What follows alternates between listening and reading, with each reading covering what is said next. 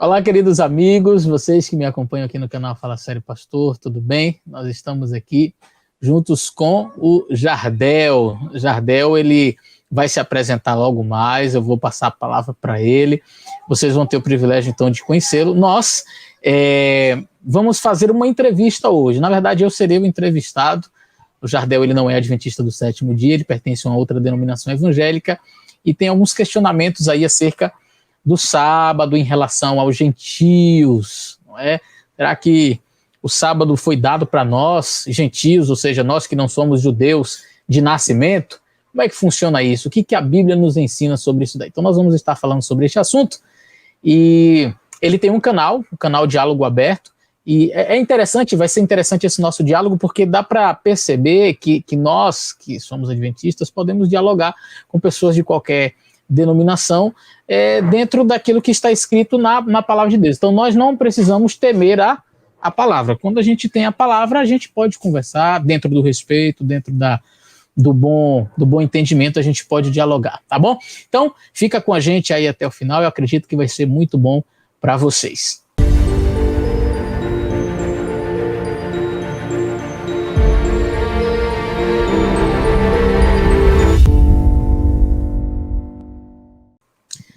Muito bom.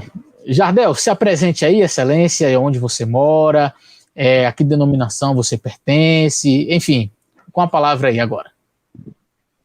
Satisfação, pastor e professor Eliazar, estar aí no seu nobre canal, onde eu muito tenho aprendido, e é a segunda vez que eu interajo com o senhor aí, né? Em uma outra ocasião já havia feito uma pergunta também, que diz respeito ao sábado, né?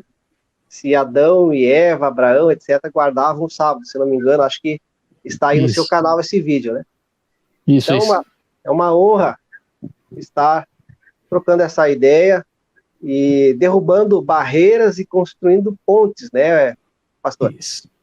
Essa é a intenção, então, desse bate-papo. Então, eu moro no Rio Grande do Sul, Lajeado, Rio Grande do Sul, dá em torno de 100 quilômetros de Porto Alegre. Ah, então, tá. De mim aqui dá alguns milhares. Estamos nos extremos, né? Verdade. No eu aqui no norte, você lá no sul. Louvamos a Deus que a internet hoje, em meio à pandemia, ela encurtou a distância entre muita gente, né? Verdade. Tem sido uma grande ferramenta aí na propagação do evangelho, inclusive na troca de ideias interdenominacionais, né? Isso é muito importante. É verdade. E eu congrego uma instituição, então, pentecostal, chama-se Igreja Pentecostal Missão de Cristo.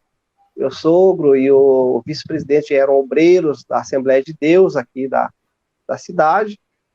E, teologicamente, a igreja ela se alimenta, né, da corrente interpretativa da Assembleia.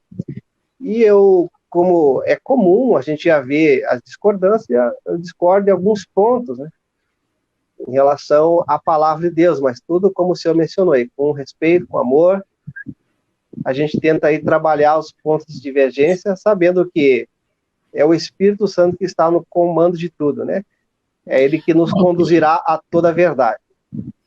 Então, na verdade, a sua congregação, ela tem uma linha similar, parecida, idêntica aí à Igreja Assembleia de Deus. Olha. Exatamente. O copinho aí de palmito. Exatamente. Eu não poderia deixar aqui até minha esposa pediu, pega tua garrafa da Tupperware. É para me humilhar, é? Não, é para fazer propaganda mesmo, que ela vende Tupperware, e ela pediu para mim já usar. Tá explicado. Bom, eu não vendo copo de palmito, viu, galera? Eu compro os palmitos e esvazio e depois eu uso como copo d'água. Não, mas é uma excelente alternativa também, né? Se alimenta do saudável e ingere o saudável também. É isso aí. Mas falando no que tange a teologia, sim, a instituição se alimenta, vamos dizer assim, 100% da corrente interpretativa assembleiana. Certo. Em todas as áreas. Antropológica, soteriológica, escatológica, etc. Beleza. Vamos lá. Manda as perguntas aí, Excelência. Vamos devagarzinho, uma por uma. Mas quais são assim, os principais questionamentos acerca do sábado? Eu já, no meu canal, gravei alguns vídeos falando sobre essa questão da lei propriamente dita, do sábado. Inclusive, eu gravei uns 3 ou 4 vídeos, se não me falha a memória, discordando no campo das ideias de uma das escolas de teologia dentro da Assembleia de Deus. Inclusive eles criam uma imagem da Igreja Adventista nesse curso, e eu ali apresento ponto a ponto, apresento o outro lado da moeda em relação a essas questões. E dentro desse material, dessa escola de teologia, é abordado a respeito da lei do sábado. Segundo, o pensamento pentecostal é que a Igreja Adventista do Sétimo Dia prega a salvação por guarda do sábado, etc. E argumentam esses teólogos, essas escolas, de que não há nada nas Escrituras, principalmente se falando dos escritos neotestamentários, a respeito do sábado para os gentios. Inclusive, recentemente eu fiz alguns vídeos tentando um diálogo com um dos professores assembleanos, que é o professor Ferreirinha. Inclusive, eu utilizei o próprio material da Assembleia de Deus. E eles, a Assembleia de Deus declara, na declaração de fé, a vigência dos 10 mandamentos, do decálogo. Isso não é algo que o Jardel está falando, está na declaração de fé das Assembleias de Deus. Né? Então, deixa esclarecer algumas coisas aqui, Jardel. Então, você é uma pessoa que frequenta uma denominação não adventista, pentecostal, com uma linha similar à Igreja Assembleia de Deus. Entretanto, você é uma pessoa que, estudando a Bíblia, percebeu que esta visão acerca da lei de Deus e do sábado realmente é bíblica e que está em vigência até hoje, é isso? Exatamente. Ok, que legal. Por consequência disso, é normal, é natural, já fui bastante rechaçado, criticado por isso, mas como disse... Nós adventistas somos, imagina você lá dentro querendo pregar sábado. Uma das questões assim que eu procuro não adentrar muito em discussões desnecessárias, né? Agora, se a pessoa me abordar e perguntar, Jardel, por que tu crê assim? Como já me abordaram, já me questionar, aí a gente vai dialogar, mas agora ficar... levantando o assunto para provocar, entendi. É parte da prudência. E uma das tentativas de diálogo foi com esse pastor assembleano, e ele fez um vídeo lá dizendo que a lei foi abolida, etc. e tal. Aí usou o texto de Mateus 5, né? Aí eu peguei o próprio materiais da Assembleia de Deus que declara o contrário daquilo que ele afirmou, entendeu? Inclusive, a própria declaração da Assembleia de Deus declara estar em vigência, o decálogo, não adulterarás, não roubar, etc. Só que, daí, quando chega no ponto crucial, no que diz respeito ao 4º mandamento, aí que está o X da questão, né? Que nós vamos estar dialogando, não, porque isso é coisa para judeu, que não tem nada nas escrituras que diz respeito ao gentio, etc. Só que daí eu fico a perguntar... Então, na verdade, quando se fala assim, que a lei foi abolida, e depois se diz que ela está em vigência, então quando alguém, no mundo evangélico, qualquer pessoa, diz assim, a lei foi abolida, ele não está falando necessariamente dos 10 mandamentos, ele está falando de um mandamento específico. Porque, sejamos práticos, se eu digo assim, a lei foi abolida, e aí eu pergunto, não terás outros deuses diante de mim. Não, isso aí está em vigor. Não farás para ti imagem de escultura, nem semelhança alguma do que há em cima do céu, nem embaixo da terra, nas águas embaixo da terra. Não as adorarás, nem lhes servirás, porque eu sou o Senhor teu Deus. E o mandamento prossegue. Não, tá em vigor? Tá em vigor. Tanto que eles falam muito dos nossos irmãos católicos porque adoram imagem. 3º mandamento, não tomarás o nome do Senhor teu Deus em vão. Tá tudo certo. 5º, honra teu pai e tua mãe. Sexto, não matarás. Sétimo, não adulterarás. Oitavo, não furtarás. Nono, não dirás falso testemunho contra o teu próximo. E décimo, não cobiçarás. Se você perguntar a qualquer evangélico ou católico, enfim, qualquer pessoa que acredite na Bíblia ou diz acreditar na Bíblia, esses 9 estão aí, exceto os nossos irmãos católicos, que eles adoram, né, ali as suas imagens. Mas o mundo evangélico, em geral, vai dizer que esses 9 estão, sim, em vigor. Não é? Então, quando se diz assim, a lei foi abolida, não se está querendo dizer necessariamente que os 10 mandamentos não estão em vigor. Que fique claro isso. O mundo evangélico fala da lei meio que por metonímia, né? Falando de um e aí pega o todo, né? Não, porque eles querem dizer que o sábado passou, mas não dá para você dizer que um passou sem falar dos outros. Aí fala dos outros, mas aí vem na incoerência de os outros ainda estarem em vigor. E aí fica nessa guerra, ou passou, não passou, foi abolido ou não foi abolido. Se foi abolido, porque só foi um, não foram os demais, enfim. Mas a gente vai discutir isso aqui na nossa conversa. Vamos lá, pode continuar. Inclusive está na declaração das Assembleias de Deus a respeito disso, né? Sim, sim. E os 9 estão em vigor, só que daí quando chega no quarto, aí que fica uma grande incoerência. O quarto aí não está mais em vigor para nós, mas daí é inferido a respeito do domingo. Inclusive o senhor fez algumas colocações, alguns vídeos, né, tratando sobre algumas questões históricas ao longo dos séculos sobre a questão do Sunday, né, que é o primeiro dia da semana e tal. Só que aí que fica o grande X da questão. Vamos lá. Eles dizem que não há nada no Novo Testamento que fala do sábado para os gentios. Mas daí há para o domingo. Como? Entende? É uma incoerência grande. Sim.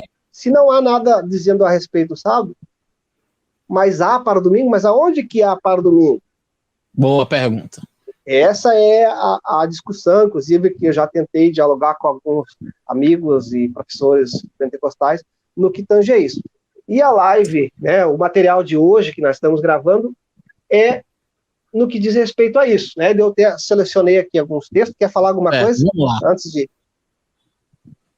Vamos lá, pode continuar, pode fazer, pode apresentar os textos aí. Eu selecionei aqui, os textos são múltiplos, são vários, mas para fim de tempo, eu selecionei aqui Marcos 2:27. Inclusive, eu tenho aqui o material, depois eu posso estar citando, do Palmer Robertson. Ele fala a respeito, depois eu posso estar citando.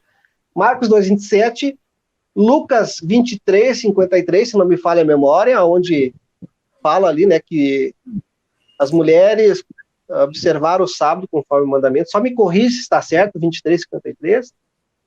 Eu acho que é 20. Deixa eu ver aqui. 23 ou 24? 23. Vamos olhar aqui.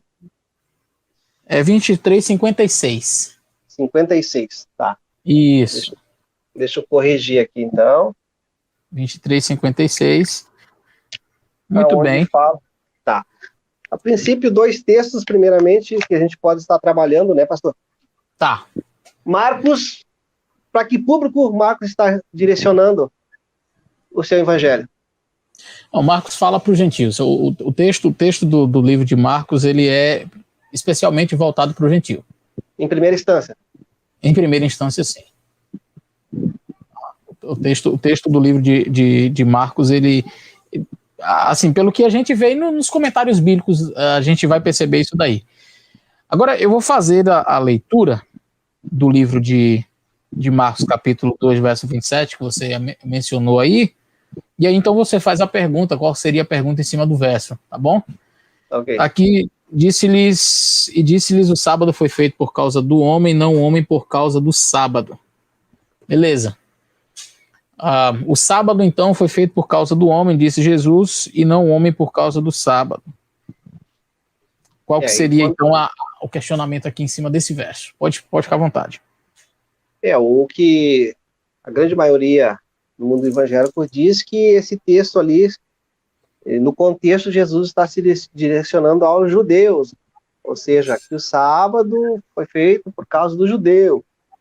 Inclusive, né, esse autor aqui, que não é adventista, né?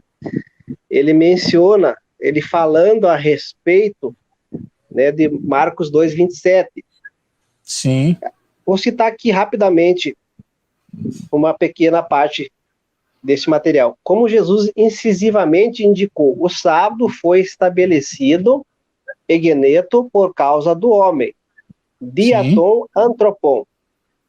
Deus Certo. criou o sábado porque ele era para o bem do homem de toda a criação. Aí ele coloca aqui algo bem interessante: nem o antinomismo, nem o dispensacionalismo podem remover a obrigação do cristão observar. Hoje é a ordenança do sábado originada na criação. Então esse autor aqui, ele destaca, e ele é bastante honesto na sua abordagem, na sua exegese, no que diz respeito a esse texto. Agora, de fato, o que o pessoal do lado de cá do mundo pentecostal dizem, esse texto está dizendo que é para o judeu o sábado ou é para todo o homem, toda a humanidade se envolvendo gentio, grego, etc. Jesus, quando ele queria falar alguma coisa para judeu, ele falava para judeu. Quando Jesus queria falar para a humanidade, ele fala para a humanidade. A expressão antropo aí, ela não é uma expressão que limita a nação judaica sob hipótese alguma. Até porque limitar o sábado ao homem judeu, que é algo que de fato não está no texto, a gente não pode acrescentar uma coisa no texto que realmente não está lá. Eu não posso dizer que o sábado foi feito para o homem judeu, se a palavra judeu nem aparece ali. Então, eu não posso dizer que Jesus estava se referindo ao judeu. Jesus disse que o sábado foi feito por causa do homem, ponto. E não o homem por causa do sábado, acabou. Não diz o sábado foi feito por causa do judeu e não o judeu por causa do sábado. E por que eu digo isso? Porque o autor de Marcos, sim, ele teria algum outro vocábulo para utilizar para se dirigir aos judeus, caso fosse o caso? Sim, a própria palavra do judeu, né, em grego, ele não precisava utilizar-se da palavra antropo, né, que é homem. E a gente vê que esta palavra aqui, ela é uma referência de fato à origem do sábado. A origem do sábado não está com os judeus. Quando você vai procurar os resquícios do sábado, bem antes do Sinai, então você vai chegar à origem do homem.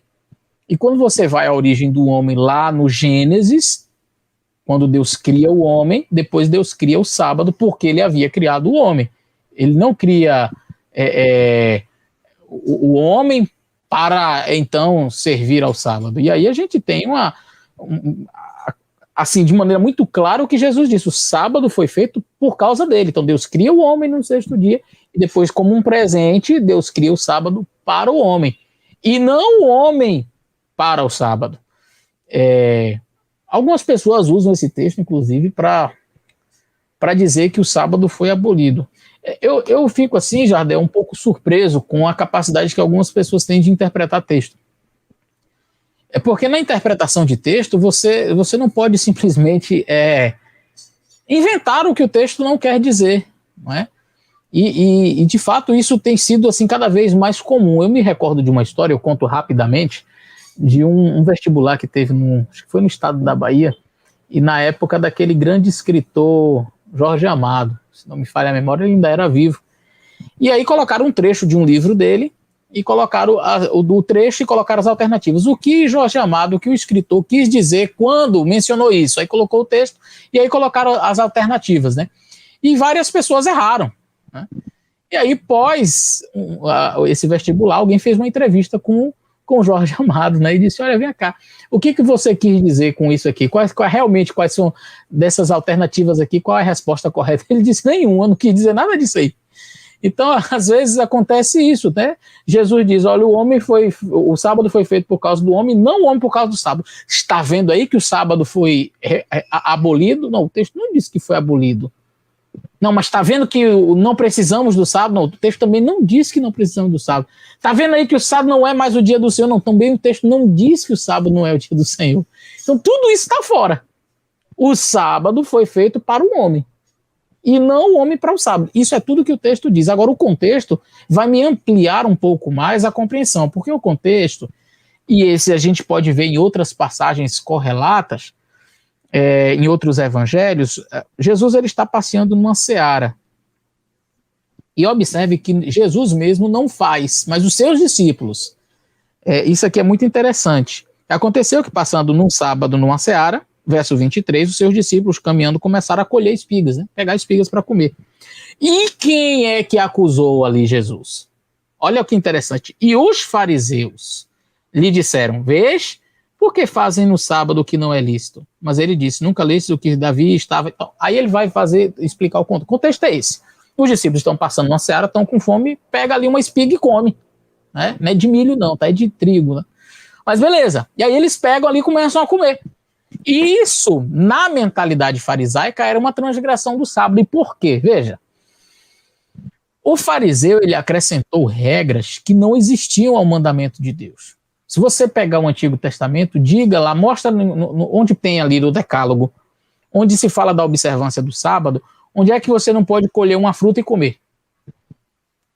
Então, os próprios judeus, isso pós exílio babilônico, depois que o povo foi para o exílio babilônico, que retornou, eles ficaram assim com muito medo de ter que voltar a ser escravos, e aí você vai perceber uma nação de Israel, os judeus, muito diferentes do Antigo Testamento. Por exemplo, no Antigo Testamento você vê reclamação de Deus, porque vocês estão indo após outros deuses, não é? A gente vê isso, é muito comum Deus dizer: vocês me abandonaram, vocês estão indo após os Baalins, não é? É assim que se fala? Idolatria. Né? Isso, a idolatria diz que tinha os altos e o povo fazendo tudo que era errado. E aí não observavam o sábado, conforme está lá em Jeremias, né? Praticavam coisas erradas, adultério, enfim, era um monte de coisa errada. E aí, por conta disso, eles foram para o cativeiro. Quando eles retornam do cativeiro, agora vamos virar santo, porque senão a gente vai para o cativeiro de novo. Então eles saem de um extremo e vão para outro extremo. Eles saem do extremo da idolatria, do paganismo, da mistura. Teve reis que chegaram a matar seus próprios filhos. Então Israel caiu, assim, sabe, na idolatria, no paganismo. Quando você vai no Novo Testamento, esse tipo de situação não existe mais. Né? Coisas que aconteciam no Antigo Testamento você não vê no Novo Testamento mais. Então o povo agora é estrito na obediência, só que ele sai do extremo para outro, vão para agora o fanatismo. E aí é nesse período intertestamentário, entre ali o período de Zacarias e Malaquias ali até Mateus, que a gente encontra ali a revolta dos Macabeus. Então esse período intertestamentário é o período em que surgem muitas seitas dentro do seio judaico. Você tem ali os zelotes, você tem ali os macabeus, você tem ali os fariseus, os saduceus, os escribas, essênios, é uma turma grande que surge, cada um querendo ser santo. Mas os que se destacavam nesse processo aí de santidade eram exatamente os fariseus. Não? Eles começaram a criar várias regras. E Jesus falou sobre isso. Jesus disse: olha, vocês colocam regras que nem vocês são capazes de cumprir. Então, e não foi só com o quarto mandamento, foi com vários mandamentos que eles alteraram. Quer ver um exemplo claro disso? O mandamento: honra teu pai e tua mãe, para que se prolongue os teus dias na terra que o Senhor teu Deus te dá. Esse mandamento, ele diz respeito principalmente, não somente à sua infância e juventude, mas na fase que você está adulto e seu pai está velho. Você tem que cuidar do seu pai e de sua mãe. Não pode largar a míngua. Mas o que o judeu criou? Uma tradição, onde ele pegava uma soma alta de dinheiro, levava para o templo e dizia Corban, que significa aquilo que poderia aproveitar de mim. Em outras palavras, o que se poderia aproveitar de mim para eu cuidar do meu pai, eu já estou pagando aqui na igreja, já estou deixando aqui a minha dívida paga. Então o pai podia morrer lá, que não estava nem aí, porque ele já estava, diante de Deus, ele já estava tudo certo, ele já pagou. Aí Jesus disse: vocês invalidam o mandamento por causa da vossa tradição. Então não é uma coisa específica do sábado. O sábado é a mesma coisa. Você não pode andar X milhas, porque se você andar X milhas, você está transgredindo. Mas onde é que diz isso na Bíblia? Porque as pessoas hoje, Jardel, dizem assim: os adventistas não guardam como judeu, porque você teria que... Porque você frita um ovo no sábado, ou porque você come no sábado, porque você anda no sábado. De carro. Só que aí eles estão fazendo as mesmas acusações que os fariseus faziam. Era esse modernos, tipo de... Só que nós não seguimos a linha sabática do fariseu, nós seguimos a linha sabática bíblica. Então, o fariseu diz assim, se você andar X milha, você vai estar transgredindo o mandamento. Só que, por exemplo, porque eu não lembro aqui agora de cabeça se é 1 ou era 1,4, alguma coisa assim, que eles podiam andar. Aí o que eles faziam? Eles eram espertos. Não, puxa, eu preciso andar 4 milhas no sábado. Como é que eu faço? Olha a hipocrisia. Ele botava 2, 3 túnicas, aí ele andava aquela quantidade de milhas que era suficiente, ele parava. Chegava na casa do amigo, dizia, shalom, shalom e tal. Eu vim deixar aqui a minha túnica. Aí deixava a túnica lá, porque aqui agora é como se fosse a minha casa. Minha túnica está aqui, então aqui é como se fosse minha casa agora. Então aí agora ele saía, bom, agora zerou, porque eu estou na minha casa. Aí ele andava mais uma outra quantidade de milha, ele largava lá a túnica, e depois andava, depois ele voltava pegando. Não pode cuspir no chão, porque é argamassa, está fazendo a construção, você está fazendo argamassa ali, até, sei lá, se é a terra que vai trabalhar para engolir seu curso. A galinha botar um ovo no sábado, você não pode pegar esse ovo e comer, porque ela teve trabalho para botar o ovo. Se você tiver uma fruta na árvore, você não pode arrancar, porque você está fazendo colheita, isso é pecado. Então, esse tipo de acusação era a acusação farisaica. Biblicamente, isso não é aceitável. E Cristo, de fato, não guardou esse tipo de mandamento dessa forma, não. Farisaica, não. Jesus observou os mandamentos de Deus como o mandamento exigia. Jesus, ele era carpinteiro, mas a Bíblia diz, aos sábados, ele fechava a sua sinagoga e ele ia para a sinagoga como seu costume, diz o livro de Lucas. Então, ao sábado, ele fechava a sua carpintaria, eu falei sinagoga, né? Ao sábado, ele fechava a sua carpintaria e ia para a sinagoga segundo o seu costume. Então, era o costume de Cristo ir para a sinagoga no sábado. Lá ele não trabalhava. Agora, curar. Algumas pessoas ainda perguntam ao adventista hoje, né? Mas Jesus trabalhou. Por que ele trabalhou? Ele curou. Mas quem disse que ele trabalhou porque ele curou foi o fariseu, irmão. Para de agir como fariseu. Jesus curou, mas quem disse que isso é trabalho? Bom, em alguns lugares né? Que você tem que pagar, tem que desembolsar o dinheiro grande aí em algumas religiões aí para você traz o seu dinheiro para você ser curado, né? Em alguns lugares assim, funciona assim. Mas Jesus nunca exigiu, me dá aqui um dinheiro que eu estou te curando. Ao contrário. Então, sábado, Jesus disse claramente, é lícito fazer bem aos sábados. Então, sábado é o dia de fazer o bem. O sábado é o dia de você pregar, o dia de você ir à igreja, o dia de você ajudar o próximo, o dia de você curar, o dia de você libertar, o dia de você... Então, é um dia de você poder fazer muita coisa. Alguns pensam assim, o sábado é o dia do não pode nada. Não, o sábado é o dia de você não trabalhar. Então, eu cuido de uma firma. Nesse dia eu não vou cuidar da firma. Então, eu vou comprar coisa lá na feira. O livro de Esdras deixa claro que não, nesse dia não é o dia de eu estar fazendo negociações. Esse dia eu dedico para Deus. Pastor, então os outros dias é do diabo? Não, todos os dias são para Deus, mas esse é exclusivamente dele. Em todos os dias, trabalhar é normal e não é pecado, mas nesse dia Deus considera pecado. Então, faz o que Deus mandou, simples assim. Até tem um artigo do Dr. Edson Nunes, ele trabalha bem essa questão, né, de que nós, como imagem e semelhança de Deus, assim como Deus criou em 6 dias, nós temos a capacidade de reinar em 6 dias. Mas daí no 7º a gente mostra que é Deus que governa. É ele quem reina. Fantástico. Ele quem reina, tem um estudo dele bastante profundo nessa linha. Então, em se falando então de Marcos 2:27, de hipótese alguma ali está se dirigindo etnicamente aos judeus, mas sim... Não, e olha, eu posso pegar vários comentários, é porque eu não estou conseguindo aqui, eu teria que abrir aqui, eu tenho vários comentários bíblicos aqui, mas eu poderia abrir vários comentários bíblicos aqui para mostrar para você que, de fato, não é uma visão, inclusive, adventista. Qualquer pessoa esse pode... material aqui... mas existem comentários bíblicos mesmo, evangélicos, a série Cultura Cristã, existem outros, que falam do texto de Marcos, você vai ver, alguns podem até interpretar que o sábado ali realmente é algo que foi abolido, mas eu não me recordo de ter visto, eu vou até dar uma olhadinha depois, não me recordo de ter visto algum mencionando que o homem ali é uma referência ao judeu, ali é uma referência ao homem como um todo, tá? Isso é bem claro no texto, não é uma referência exclusiva para judeu. Se fosse exclusiva para judeu, eu diria, o sábado foi feito por causa do homem judeu, e não por causa do homem, tá? E o que dizer de Lucas em 23:56, né, Lucas, a gente pode ver que é um graduado, né, um médico, gentil, mencionando Sim. a respeito do sábado. Se o sábado fosse para o judeu, como um gentil estaria mencionando? Como entender isso? O texto diz, voltando elas, prepararam especiarias e ungüentos, e no sábado repousaram conforme o mandamento, né? Então, alguns dizem assim, mas é porque elas eram judias, então elas observaram o sábado porque elas eram judias. Eu gravei um vídeo, Jardel, sobre a observância do sábado para o gentio. E aqui eu quero fazer algumas observações muito interessantes. Eu queria que você prestasse atenção e aqueles que estão assistindo aí. Veja, Deus ele não é menino. Nós precisamos entender isso. Pastor, você está falando óbvio. Sim, mas é que algumas pessoas agem com Deus como se ele fosse uma criança ou como se ele tivesse alguma deficiência cognitiva, mental.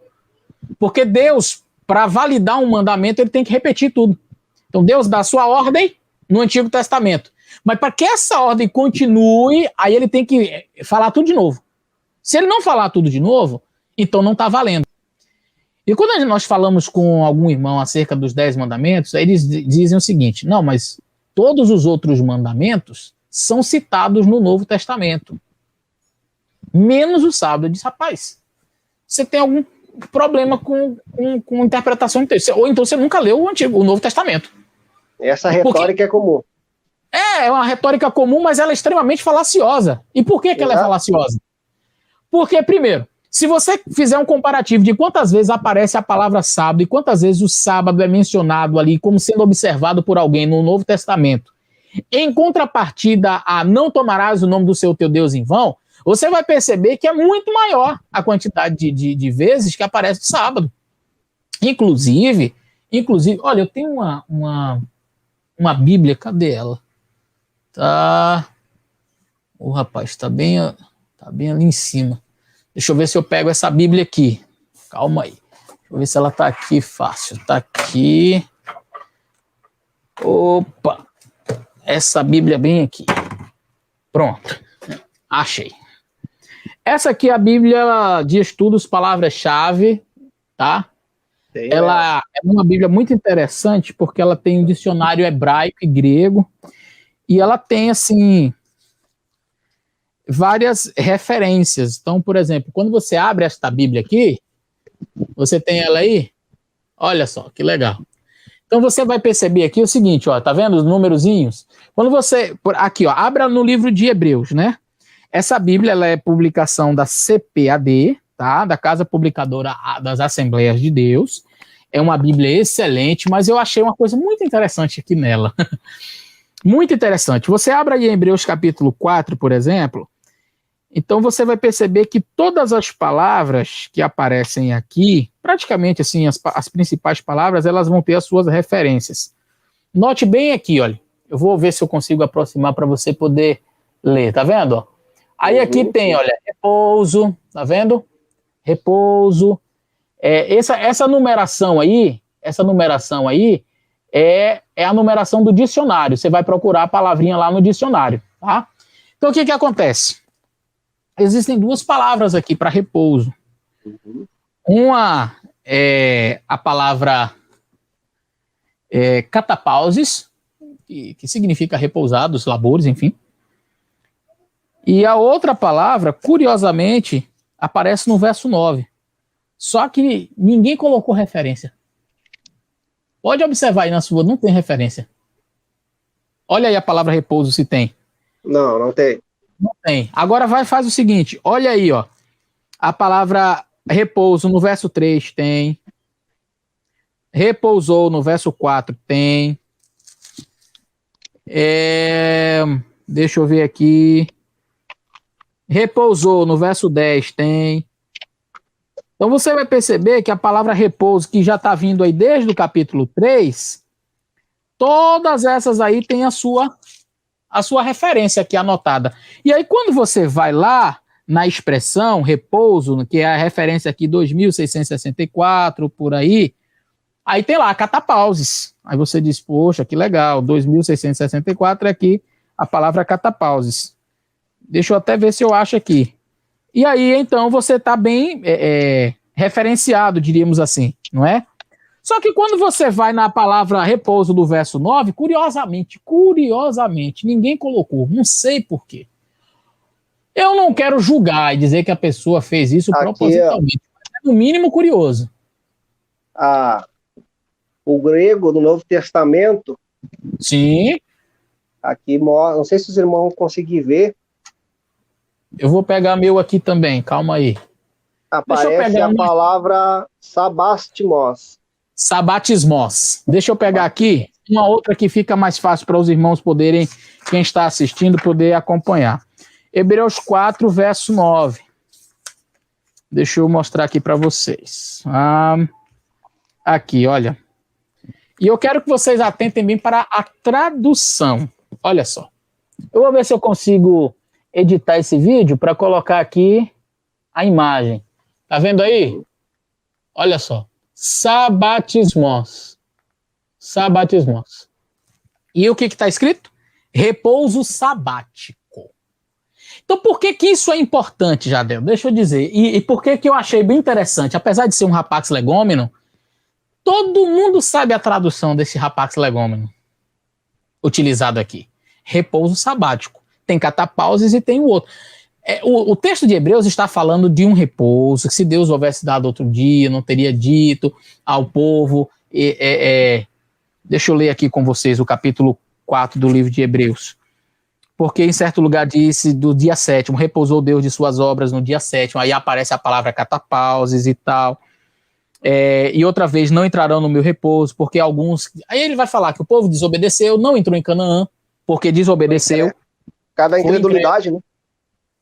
Aí Paulo diz assim, mas ainda resta um repouso para o povo de Deus. Se Paulo quisesse definir que o repouso era única e exclusivamente a nova Canaã, porque a ideia, em síntese, é mais ou menos assim, o povo não entrou em Canaã porque não obedeceu a Deus, desobedeceu, não entraram no repouso de Deus e por isso não entraram em Canaã. Mas Paulo poderia argumentar, existe ainda uma Canaã celestial e você pode entrar nessa Canaã celestial e resta um repouso lá. Ele poderia usar a mesma palavra que ele estava usando, não teria problema nenhum, catapauses.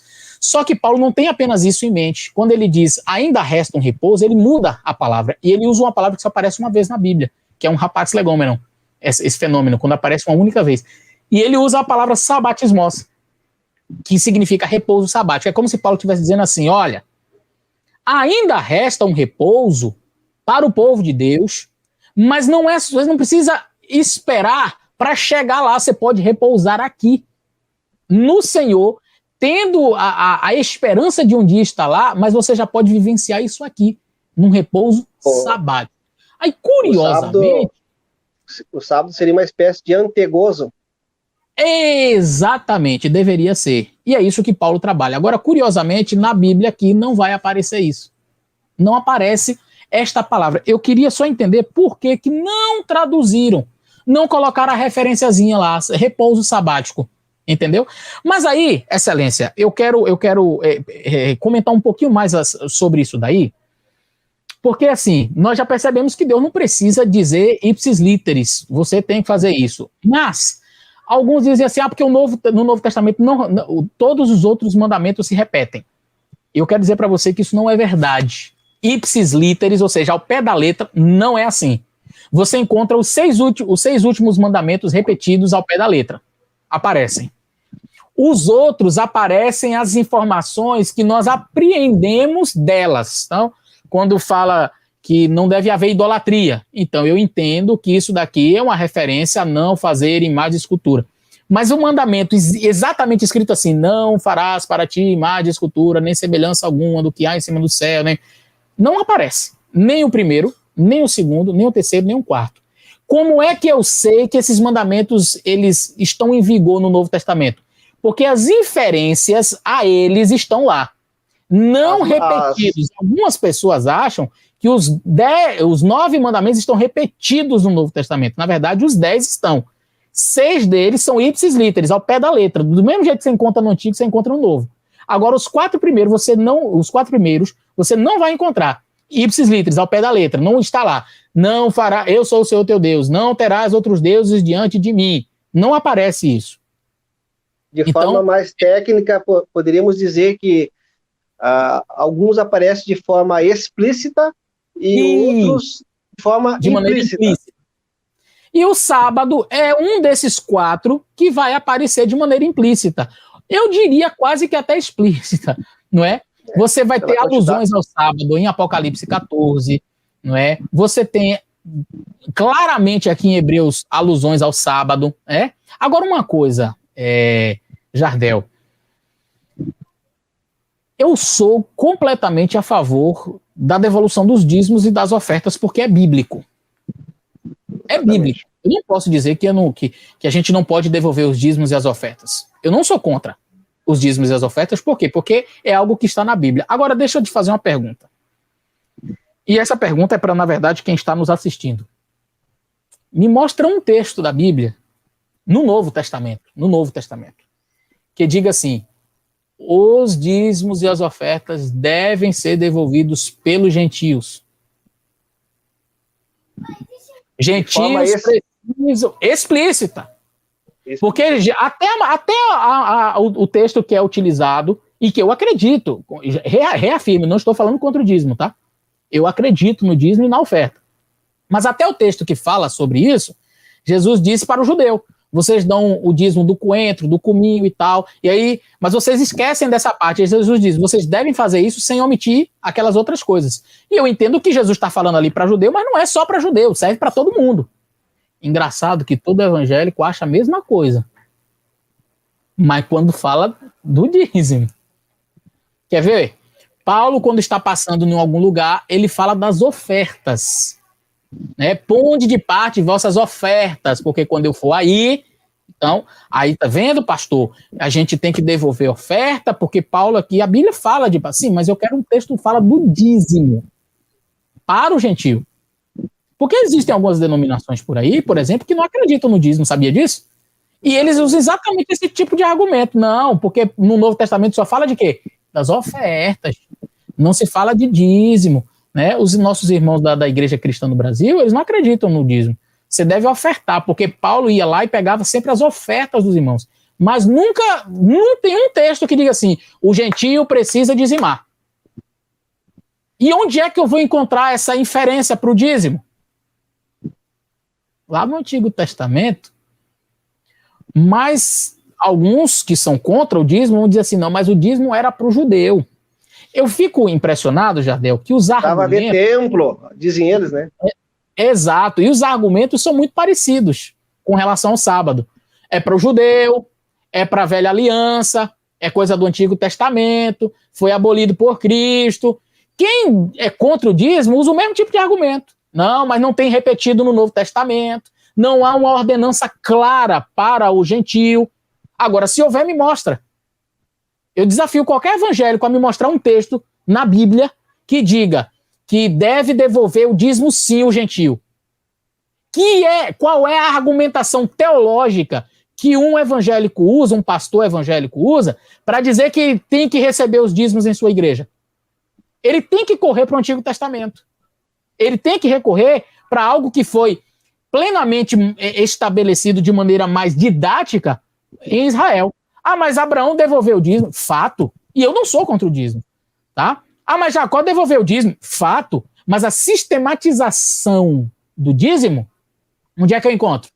Na nação de Israel. E por que foi dado à nação de Israel? Quer dizer que não precisamos mais hoje?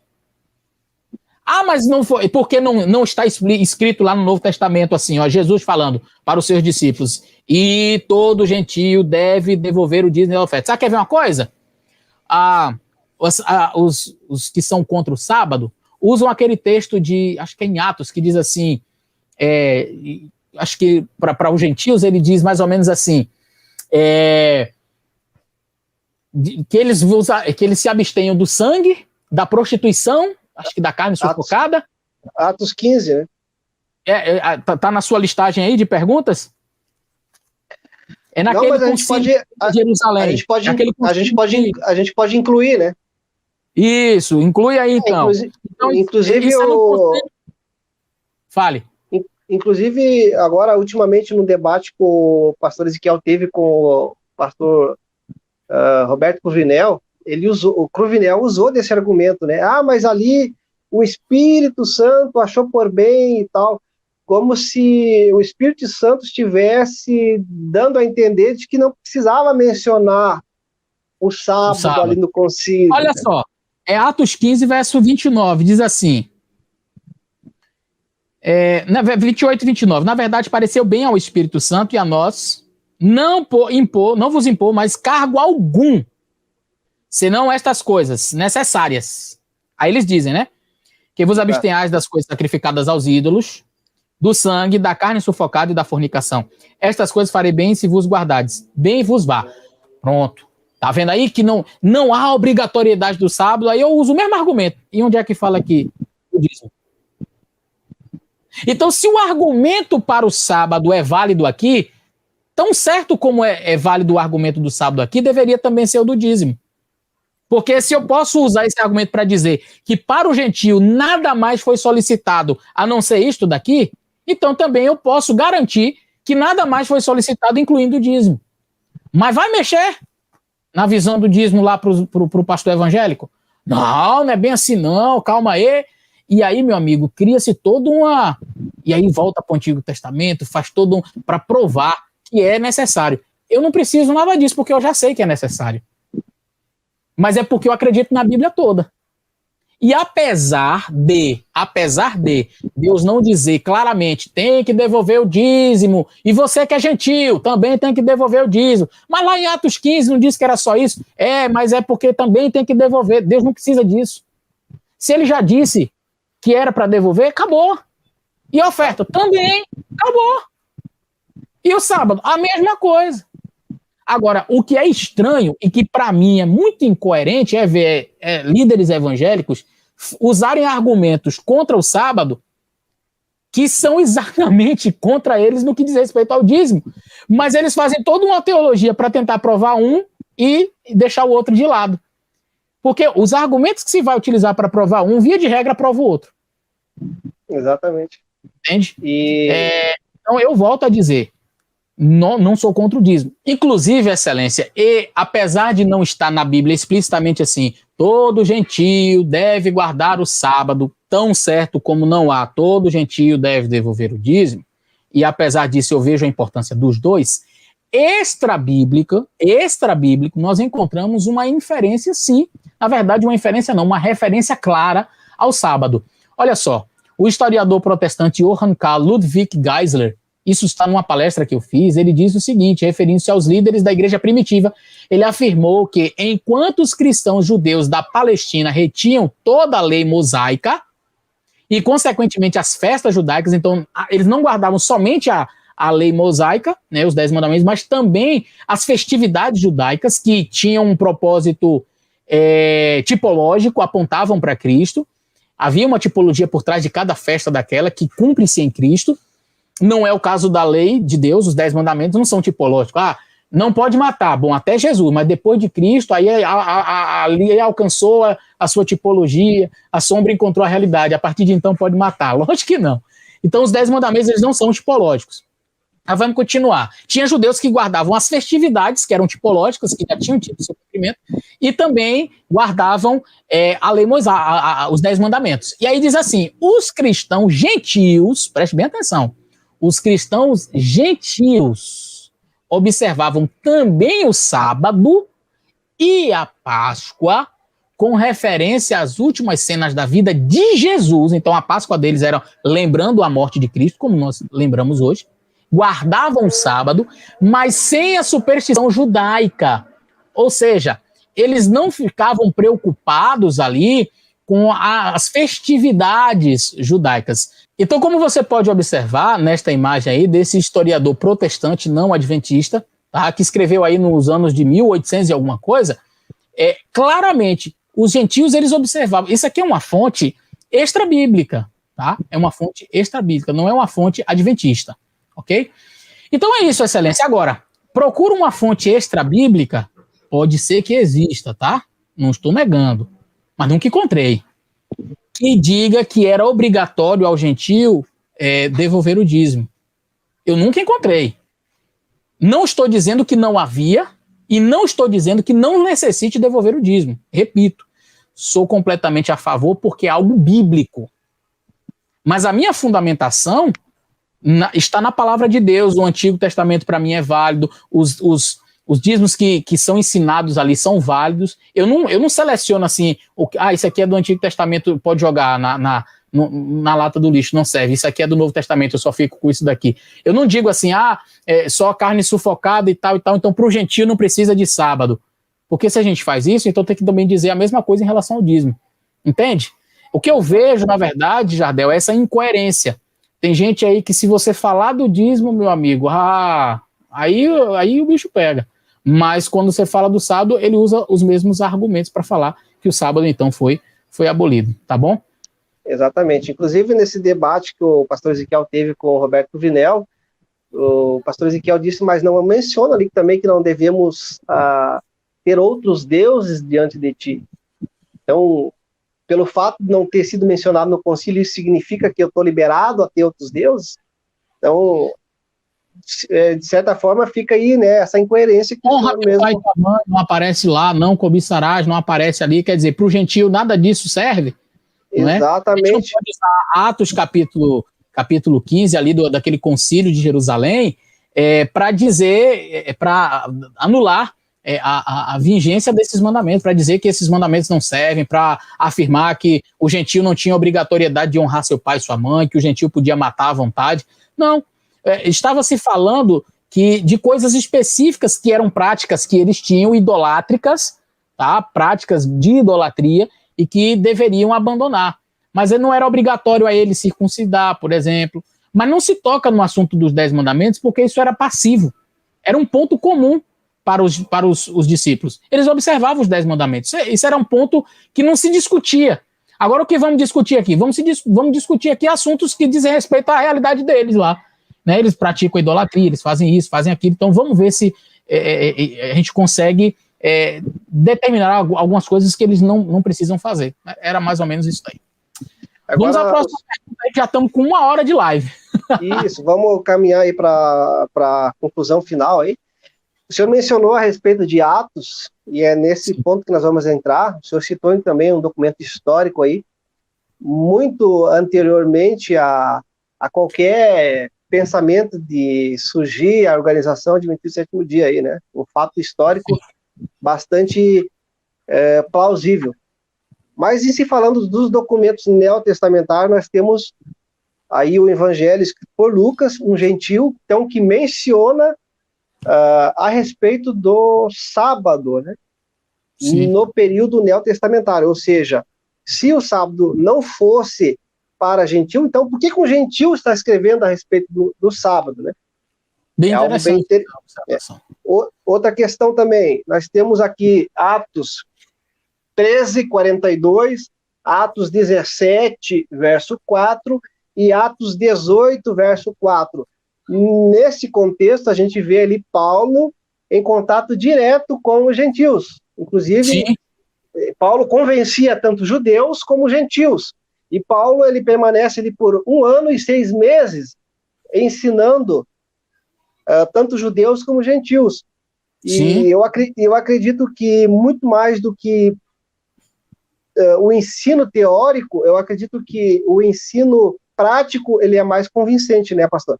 Então, como que os gentios não iriam receber o ensinamento do sábado, sendo que Paulo permaneceu por 1 ano e 6 meses ali? Não faz sentido, né? Não faz sentido. De fato, não faz sentido. Comentando sobre esses textos aí de Atos, Jardel, algo muito interessante, sempre vem a contra-argumentação. E a contra-argumentação, novamente, fraca, falaciosa. Não, porque Paulo estava lá, mas é porque ele estava falando para judeus, por isso que ele ia na sinagoga. Porque senão ele ia pregar onde? Se ele não fosse na sinagoga. Ele falava para gentios convertidos ao judaísmo, por isso que ele ia na sinagoga. Esse tipo de argumentação se desmorona com os próprios textos que nós vamos ler aqui. Agora eu quero ler um outro texto que fala do primeiro dia da semana, que chega a ser hilário. Alguns chegam a argumentar, viu aqui, que aqui nós temos aqui a guarda do domingo. Eu eu chego lá rapidinho. Veja, existem várias referências sabáticas aqui no livro de Atos. Atos capítulo 13, verso 14, saindo eles de pé, chegaram a Antioquia na Psídia e entraram na sinagoga no dia de sábado e assentaram. Tá vendo, pastor? Foi porque eles tinham que ir na sinagoga. É porque estava pregando para judeu. Calma, vamos continuar lendo. Verso 42. Saídos os judeus da sinagoga, os gentios rogaram quem? Os gentios. Verso 42. Rogaram que no sábado seguinte lhes fossem ditas as mesmas coisas. Opa! Não, veja, o argumento é assim, não, é porque está na sinagoga falando para judeu. Agora vamos para gentil agora. Porque saídos os judeus foram embora, e o gentil não entrava na sinagoga. O gentil não era uma pessoa que participava dos cultos, não é? Assim, de maneira ativa. Ele poderia estar por ali escutando, mas quando os gentios viram que Paulo estava lá, que estava pregando, aí os gentios rogaram que no sábado seguinte lhes fossem ditas as mesmas coisas. E o verso 44 diz, no sábado seguinte ajuntou-se quase toda a cidade a ouvir a palavra de Deus. Aqui foi na sinagoga? Eu quero saber que sinagoga é essa que cabia a cidade quase toda. Então, Paulo chega, ele prega na sinagoga para o judeu. Saídos os judeus, aí os gentios chamaram ele, rapaz, prega para a gente também, no próximo sábado. Exato. Aí os próprios gentios convidaram a cidade quase toda. E aí não foi na sinagoga porque não cabia.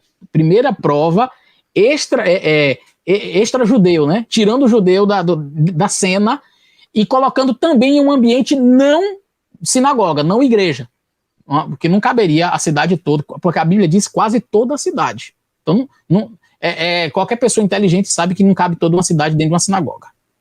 Quando a gente vai para o capítulo 15, verso 21, novamente se fala, porque Moisés, desde os tempos antigos, em cada cidade tem quem o pregue, e a cada sábado é lido nas sinagogas. Ah, pastor, mais uma vez aqui é uma referência à sinagoga. É verdade. Mas aí a gente vai para o capítulo 16. E no capítulo 16, Paulo vai para uma região de não-judeu mais uma vez. Paulo pregava muito para gentil. E olha que diz aqui no verso 11. E navegando de Troade, fomos correndo em caminho direito para Samotrácia. E no dia seguinte para Neápolis. E dali fomos para Filipos, que é a primeira cidade desta parte da Macedônia. E é uma colônia. E estivemos alguns dias na cidade. Agora presta atenção. Verso 13. E no dia de sábado, que dia? No dia de sábado, saímos fora das portas para a beira do rio. Por quê? Olhe para cá. Por que Paulo precisa ir para fora das cidades, das portas da cidade, no dia de sábado? O que ele ia fazer ali? Muito provavelmente aqui não tinha sinagoga. Era uma cidade completamente gentílica, uma cidade onde só havia de fato gentios, e Paulo procurou um lugar para pregar, para orar, para buscar a Deus. Quando? No sábado. Ele não achou. Então o que o texto diz? Olha, no dia de sábado saímos fora das portas para a beira do rio, onde julgávamos haver um lugar para oração. E assentando-nos falamos às mulheres que ali se ajuntavam. Então vieram algumas mulheres, e aí Paulo fez a oração e pregou para elas. Por quê? Aqui não está. Outro texto prova, esse aqui prova claramente que o sábado não estava, primeiro, restrito à sinagoga, então não é coisa para judeu. Paulo ia para a sinagoga porque era para judeu. Segundo, primeiro, não é só para a sinagoga, porque ele pregou para uma cidade toda, então não foi dentro da sinagoga. Segundo, pregou fora das portas da cidade no sábado. É interessante, como você mencionou, que Lucas poderia ter mencionado outros dias. Paulo pregava vários dias. Paulo não pregava só, mas ele faz questão de mencionar o gentil, Lucas, convertido ao cristianismo, faz questão de mencionar, era no sábado. Ele chegou lá, procurou um lugar, não achou, ele saiu pelas portas da cidade, foi para fora, achou um lugar ali, quem sabe debaixo de uma árvore, eu gosto de imaginar, sabe? Quem sabe ali perto de um rio, chamou, e aí vieram algumas irmãs, algumas mulheres, e aí Paulo orou, pregou para elas no sábado. Então, eu já tenho aqui duas referências gentílicas e de não sinagoga. Percebe? Porque o argumento é porque é para sinagoga, tinha gentil que era prosélito do judaísmo, estava na sinagoga. Aqui não tem sinagoga na jogada e aqui não tem judeu na jogada. Perfeito. Mas tem o sábado. Tem o sábado. E aí, no capítulo 17, verso 12, Paulo, como tinha por costume, igual o texto que fala de Jesus, né? Que tinha por costume, foi ter com eles e por 3 sábados disputou com eles sobre as Escrituras.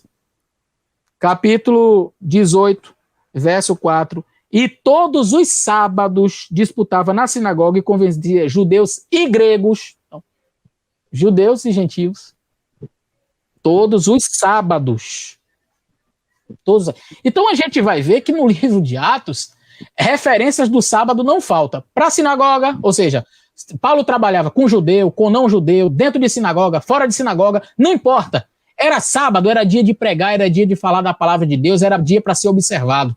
Está aqui, o texto é muito claro. Paulo ele prega para judeu, para não judeu, para gentil, tá? Para grego, dentro da cidade, fora da cidade, na sinagoga, fora da sinagoga, prega para a cidade toda, prega para uma parte da cidade, prega só para um grupinho de mulheres que foram para fora da cidade, mas sábado era o dia especial para se fazer estas coisas. E o argumento que já fizeram, a réplica ou a objeção que já fizeram em relação a isso é de que Paulo está apenas falando da salvação, não está pregando sobre o sábado, não está ensinando sobre o sábado. Aí entra aquilo que nós conversamos, né, pastor? A questão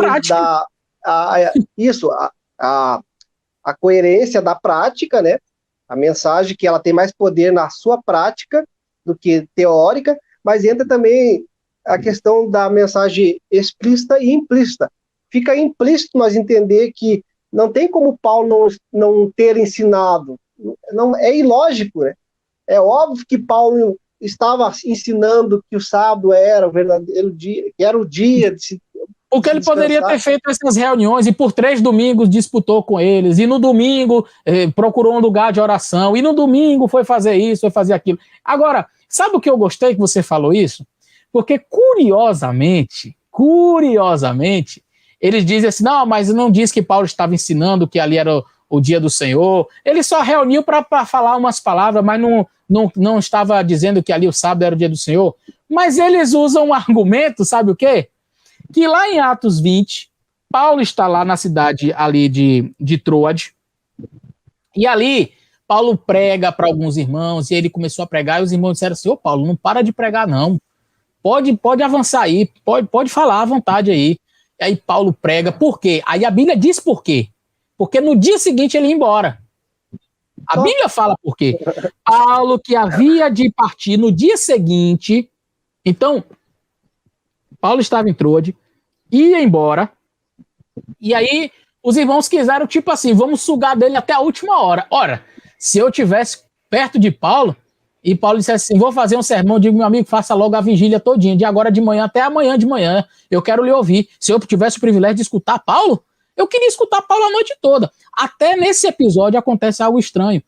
Tem um jovem por nome Eutico, tá lá cochilando na janela, cai, morre, Paulo ressuscita ele. Mas olha que interessante, Paulo tá lá, em que dia? No primeiro dia, pronto. Achamos o texto para provar que o domingo é o dia do Senhor. Aí eles dizem assim, olha o verso 7. E no primeiro dia da semana, ajuntando-se os discípulos para partir o pão, Paulo, que havia de partir no dia seguinte, falava com eles e alargou a prática até a meia-noite. Pronto.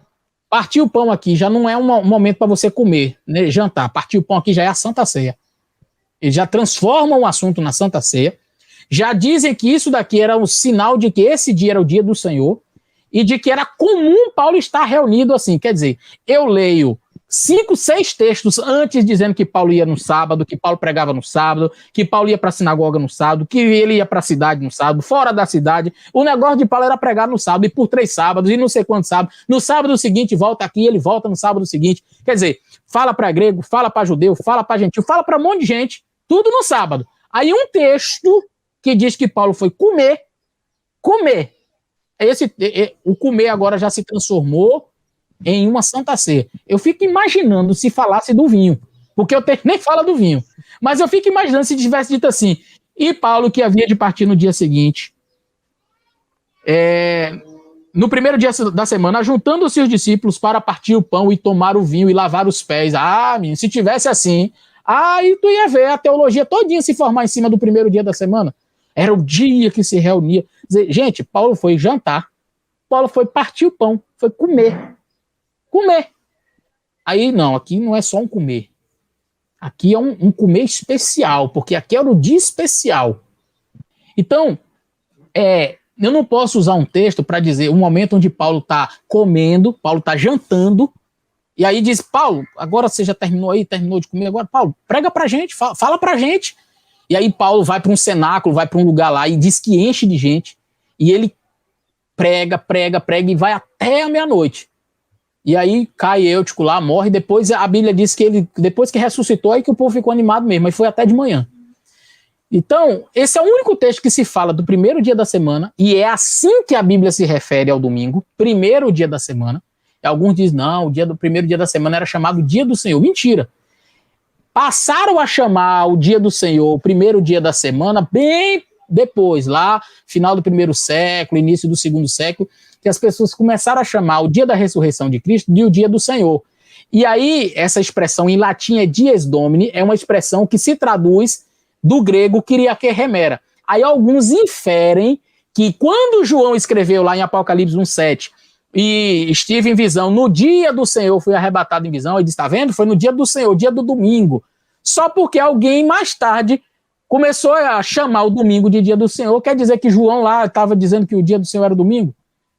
É um negócio assim até ilógico, sabe? Porque em nenhum lugar na Bíblia o domingo é chamado de dia do Senhor. É sempre o primeiro dia da semana. Dia do Senhor, essa expressão Kyriake remera, ela é também um rapax legômeno, mas um dia que é referenciado como sendo do Senhor é sempre o sábado. É o sábado do Senhor teu Deus. Apesar de não aparecer a expressão exatamente assim, Kyriake remera, também não existe essa expressão para o domingo, na Bíblia em canto nenhum. Mas quando nós vamos falar de dia que pertence ao Senhor, que é o dia do Senhor teu Deus, que é o sábado sempre. Nunca vai aparecer essa expressão domingo. Quando se fala do domingo na Bíblia, primeiro dia da semana. Primeiro dia da semana.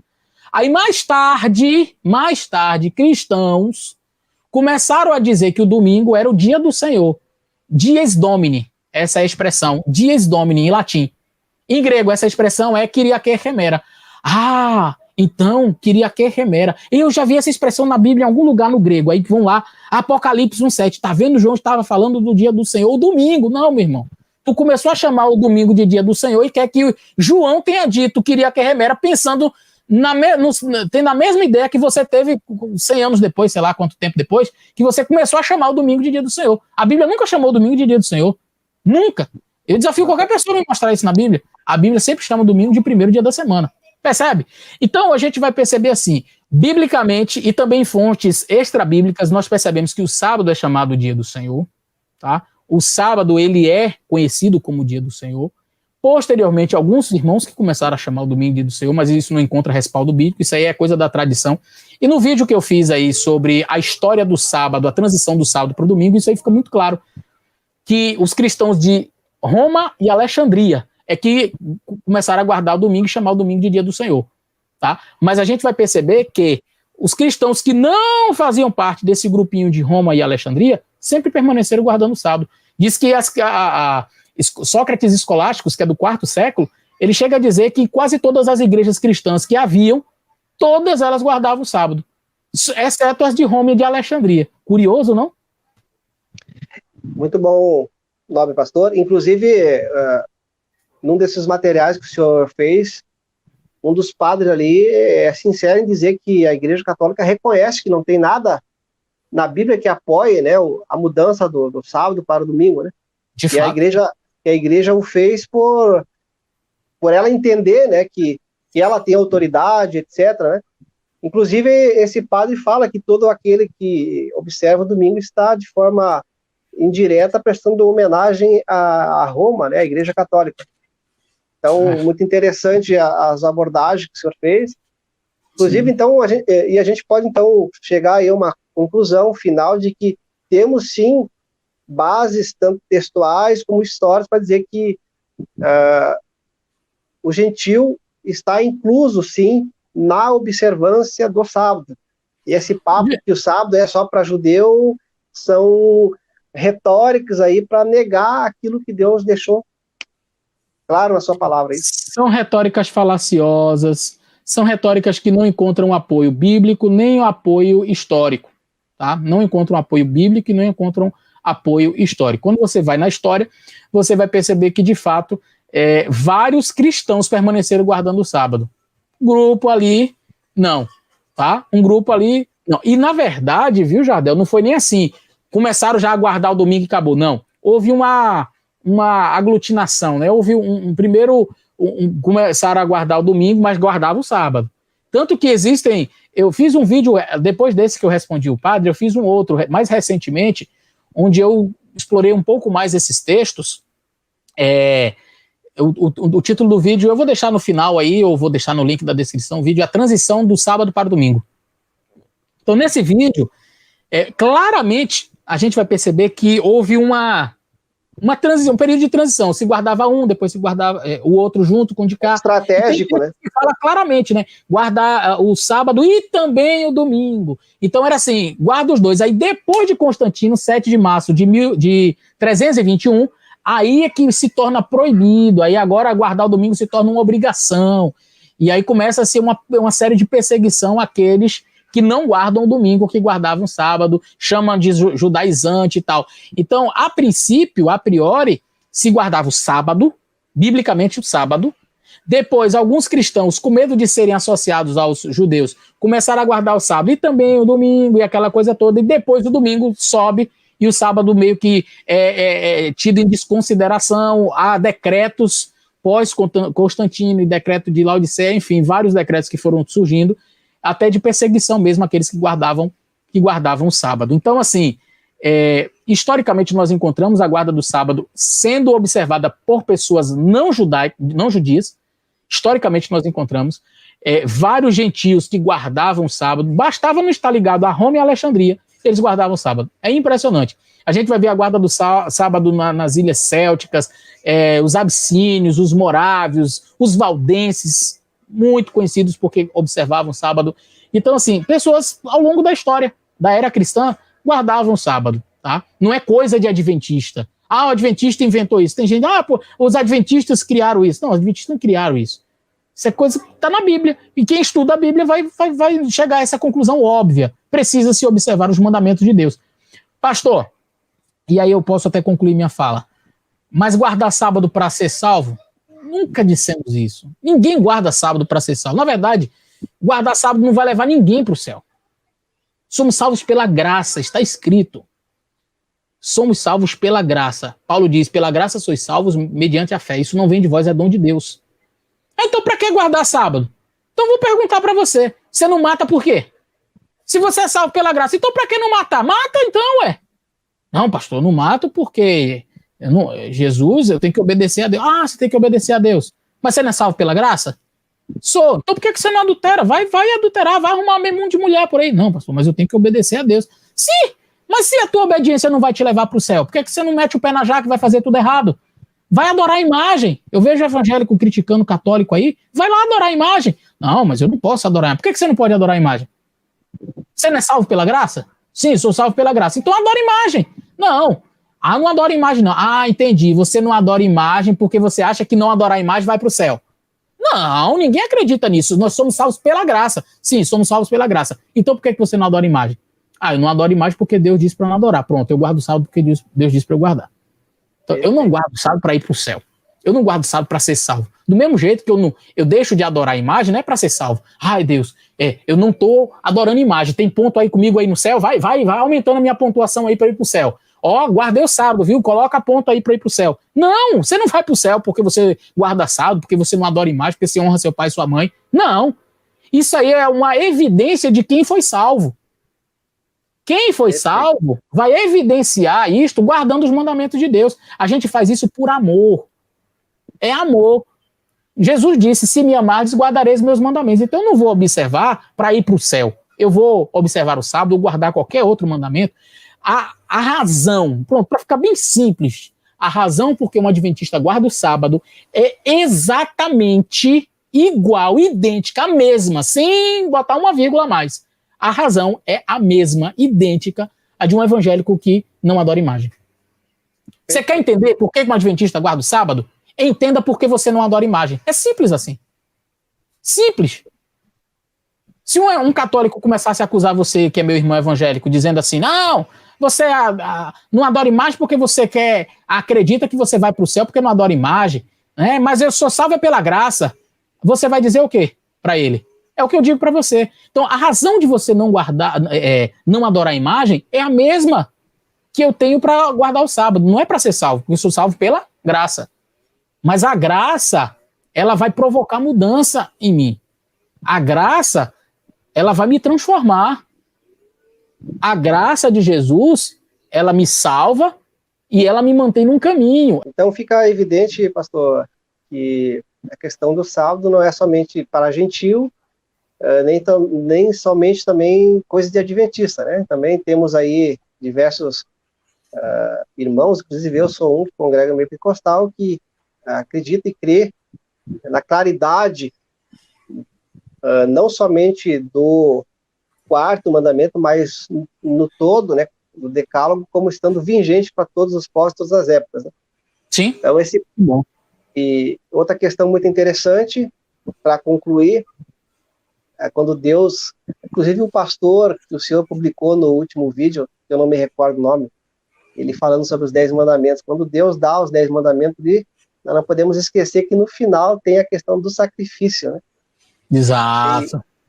Muito interessante. Exatamente. Interessante. A graça. A graça. Exato. Então, Deus, interessante que Deus nunca dá os seus mandamentos para o povo quando ele está no Egito, né? Exato. E algumas pessoas dizem, se você guarda mandamento, você é escravo. Eu digo, não. Deus nunca deu mandamento para escravo.